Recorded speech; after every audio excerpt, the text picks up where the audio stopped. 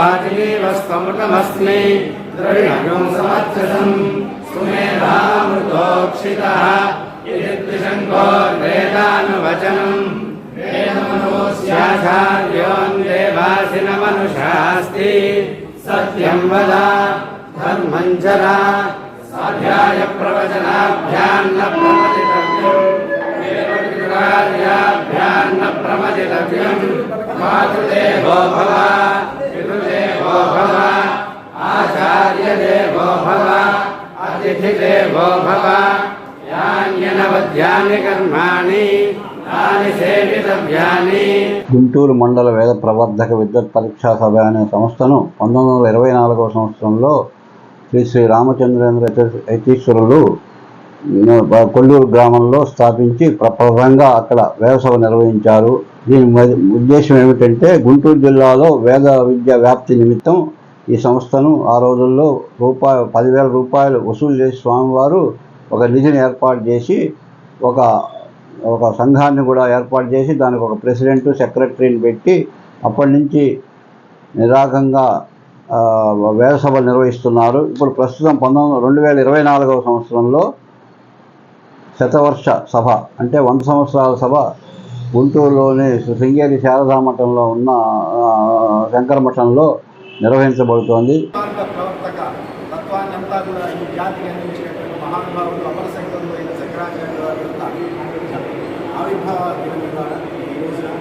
ఈ రోజు మొదలుకొని 100 సంవత్సరాల క్రితం శ్రీ రామచంద్ర యతీంద్ర స్వామి వారు ఈ గుంటూరు జిల్లా అంటే విజయవాడ, గుంటూరు అన్నింటిలో కలిపి 2 వేద పండితులు ఉన్నారు అని చెప్పి ఆయన తలపోసి ఇట్లా కాదు వేదాన్ని మనం కొంత ఉద్ధరించాలి అని ఆయన ఒక మీనా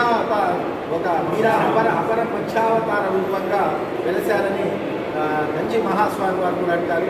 వారు రక్షణబద్ధులై 10,000 రూపాయలతో వారు ఆ రోజున ఒక మూల నిధిని ఏర్పాటు చేసి ప్రతి ఇంటికి కూడా అంటే ప్రతి గృహస్థు దగ్గర కూడా ₹1 తీసుకొని ఈ వేద పండితుల్ని ఎక్కువ మందిని మనం తయారు చేసి ఈ సనాతన ధర్మాన్ని కాపాడాలని వారు భావించారు.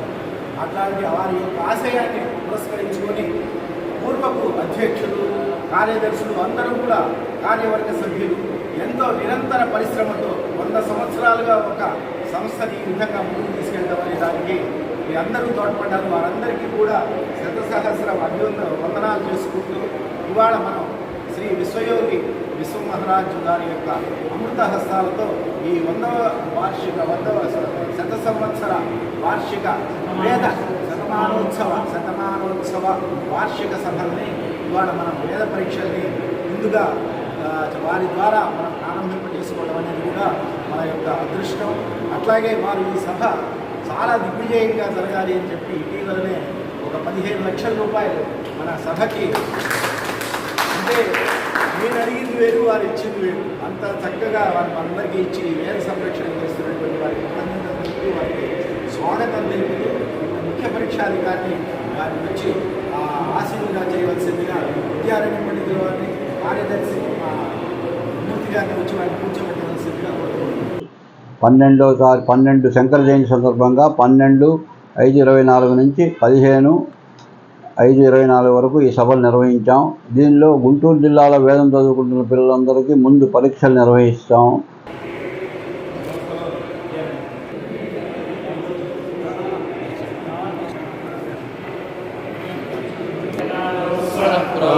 వేదాంతే జపః తస్య ప్రకృతిరేవస్య పరస్య మహేశ్వరః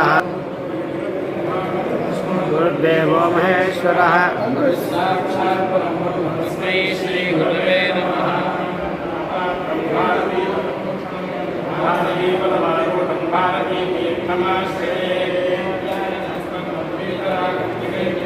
వందే వేదాంత తత్వజ్ఞం విదుషేఖర భారతి.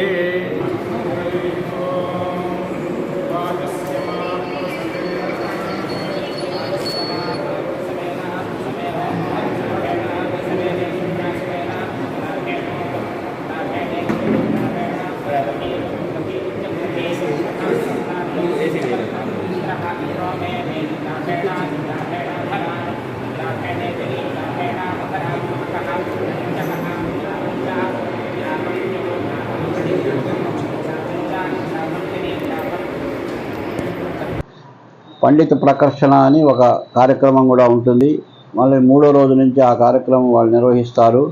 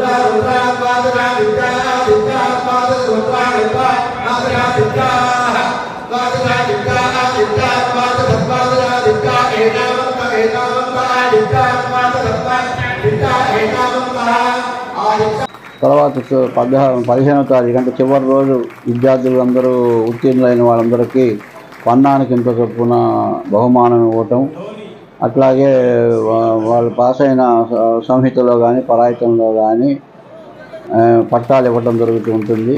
అదే రోజు గుంటూరు జిల్లా వేద సభలో ఉన్న అధ్యాపకులందరికీ ఘనంగా సన్మానం, సుమారు 8 లక్షల రూపాయల సన్మానం చేయటం కూడా జరుగుతుంది.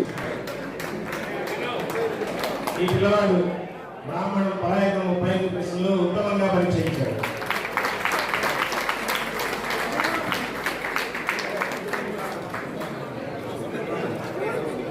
ఇందులో పాటు షణ్ముఖ శర్మ ఈ పిల్లవాడు పరాయకం 38 ప్రశ్నలు పరీక్ష ఇచ్చాడు. పట్టాప్రదానం. రావూరు షణ్ముఖ శ్రీ గణేశ శర్మ. రావూరు